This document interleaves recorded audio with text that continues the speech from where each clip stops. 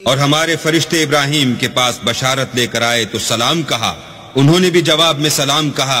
ابھی کچھ وقفہ نہیں ہوا تھا کہ ابراہیم ایک بھنا ہوا بچڑا لے آئے۔ جب دیکھا کہ ان کے ہاتھ کھانے کی طرف نہیں جاتے، یعنی وہ کھانا نہیں کھاتے، تو ان کو اجنبی سمجھ کر دل میں خوف کیا۔ فرشتوں نے کہا کہ خوف نہ کیجئے، ہم قوم لوط کی طرف ان کے ہلاک کرنے کو بھیجے گئے ہیں۔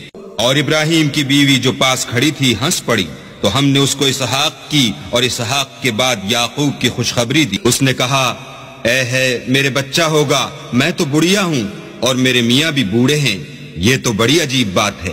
انہوں نے کہا، کیا تم اللہ کی قدرت سے تعجب کرتی ہو؟ اے اہل بیت، تم پر اللہ کی رحمت اور اس کی برکتیں ہیں، وہ سزاوار تعریف اور بزرگوار ہے۔ جب ابراہیم سے خوف جاتا رہا اور ان کو خوشخبری بھی مل گئی تو قوم لوط کے بارے میں لگے ہم سے بحث کرنے۔ بے شک ابراہیم بڑے تحمل والے، نرم دل اور رجوع کرنے والے تھے۔ اے ابراہیم، اس بات کو جانے دو، تمہارے پروردگار کا حکم آ پہنچا ہے اور ان لوگوں پر عذاب آنے والا ہے جو کبھی نہیں ٹلنے کا۔ اور جب ہمارے فرشتے لوط کے پاس آئے تو وہ ان کے آنے سے غمناک اور تنگ دل ہوئے اور کہنے لگے کہ آج کا دن بڑا مشکل کا دن ہے۔ اور لوط کی قوم کے لوگ ان کے پاس بے تحاشا دوڑتے ہوئے آئے، اور یہ لوگ پہلے ہی سے فعل شنی کیا کرتے تھے۔ لوط نے کہا کہ اے قوم، یہ جو میری قوم کی لڑکیاں ہیں یہ تمہارے لیے جائز اور پاک ہیں، تو اللہ سے ڈرو اور میرے مہمانوں کے بارے میں میری آبرو نہ کھو۔ کیا تم میں کوئی بھی شائستہ آدمی نہیں؟ وہ بولے، تم کو معلوم ہے کہ تمہاری قوم کی بیٹیوں کی ہمیں کچھ حاجت نہیں، اور جو ہماری غرض ہے اسے تم خوب جانتے ہو۔ لوط نے کہا، اے کاش مجھ میں تمہارے مقابلے کی طاقت ہوتی یا کسی مضبوط قلعے میں پناہ پکڑ سکتا۔ فرشتوں نے کہا کہ لوط، ہم تمہارے پروردگار کے فرشتے ہیں، یہ لوگ ہرگز تم تک نہیں پہنچ سکیں گے، تو کچھ رات رہے سے اپنے گھر والوں کو لے کر چل دو، اور تم میں سے کوئی شخص پیچھے پھر کر نہ دیکھے مگر تمہاری بیوی کہ جو آفت ان پر پڑنے والی ہے وہی اس پر پڑے گی۔ ان کے عذاب کے وعدے کا وقت صبح ہے، اور کیا صبح کچھ دور ہے۔ تو جب ہمارا حکم آیا ہم نے اس بستی کو الٹ کر نیچے اوپر کر دیا اور ان پر پتھر کی تہ بتہ یعنی پے در پے کنکریاں برسائیں جن پر تمہارے پروردگار کے ہاں سے نشان کیے ہوئے تھے، اور وہ بستی ان ظالموں سے کچھ دور نہیں۔ اور مدین کی طرف ان کے بھائی شعیب کو بھیجا تو انہوں نے کہا کہ اے قوم، اللہ ہی کی عبادت کرو کہ اس کے سوا تمہارا کوئی معبود نہیں، اور ماپ اور تول میں کمی نہ کیا کرو، میں تو تم کو آسودہ حال دیکھتا ہوں۔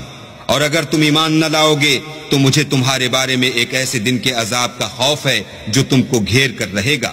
اور قوم، ماپ اور تول انصاف کے ساتھ پوری پوری کیا کرو، اور لوگوں کو ان کی چیزیں کم نہ دیا کرو، اور زمین میں خرابی کرتے نہ پھرو۔ اگر تم کو میرے کہنے کا یقین ہو تو اللہ کا دیا ہوا نفع ہی تمہارے لیے بہتر ہے، اور میں تمہارا نگہبان نہیں ہوں۔ انہوں نے کہا، شعیب، کیا تمہاری نماز تمہیں یہ سکھاتی ہے کہ جن کو ہمارے باپ دادا پوجتے آئے ہیں ہم ان کو ترک کر دیں، یا اپنے مال میں تصرف کرنا چاہیں تو نہ کریں؟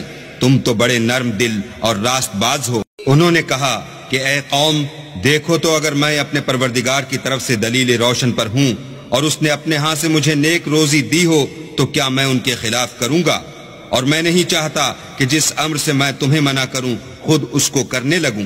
میں تو جہاں تک مجھ سے ہو سکے تمہارے معاملات کی اصلاح چاہتا ہوں، اور اس بارے میں مجھے توفیق کا ملنا اللہ ہی کے فضل سے ہے۔ میں اسی پر بھروسہ رکھتا ہوں اور اسی کی طرف رجوع کرتا ہوں۔ اور اے قوم، میری مخالفت تم سے کوئی ایسا کام نہ کرا دے کہ جیسی مصیبت نوح کی قوم یا ہود کی قوم یا صالح کی قوم پر واقع ہوئی تھی ویسی ہی مصیبت تم پر واقع ہو۔